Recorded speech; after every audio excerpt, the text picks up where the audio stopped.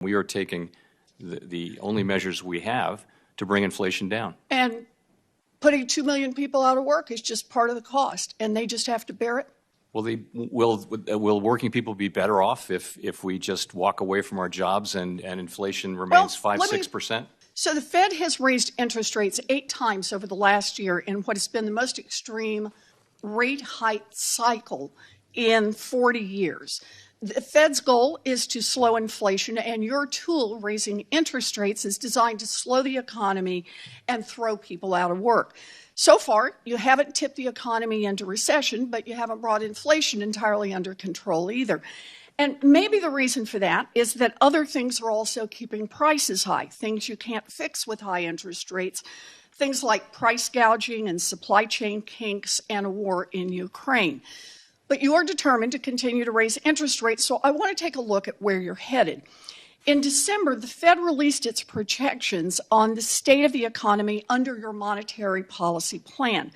According to the Fed's own report, if you continue raising interest rates as you plan, unemployment will be 4.6% by the end of the year, more than a full point higher than it is today.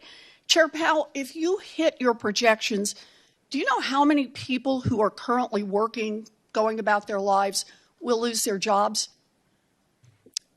I don't have that number in front of me. I will say it's not an intended consequence. But it is, and it's in your report, and that would be about 2 million people who would lose their jobs, people who are working right now, making their mortgages. So, Chair Powell, if you could speak directly to the 2 million hardworking people who have decent jobs today, who you're planning to get fired over the next year, what would you say to them? How would you explain your view that they need to lose their jobs? I would explain to people more broadly that inflation is extremely high, and it's hurting the working people of this country badly. All of them, not just 2 million of them, but all of them are suffering under high inflation, and we are taking the only measures we have to bring inflation down. And putting 2 million people out of work is just part of the cost, and they just have to bear it?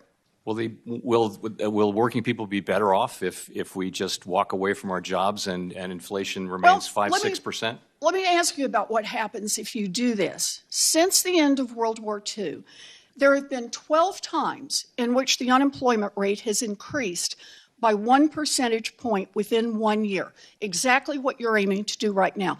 How many of those times did the U.S. economy avoid falling into a recession? You know, it's not as black and white as very Just very looking infrequent. at the numbers, it actually is pretty black Alan and white. Blinder's written a book on this. There have been 12 times that we've seen a 1 point increase in the unemployment rate in a year.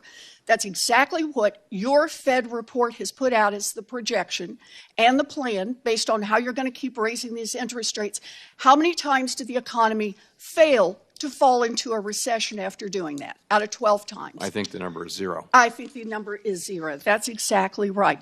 So then the question becomes, we've got 2 million people out of work. Can you stop it at 2 million people?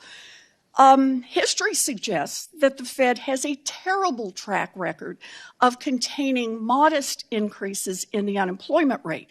Once the economy starts shedding jobs, it's kind of like a runaway train. It is really hard to stop. In fact, in 11 out of the 12 times that the unemployment rate increased by a full percentage point within 1 year, unemployment went on to rise another full percentage point on top of that. If that's what happens this time, we'd be looking at least 3.5 million people who would lose their jobs.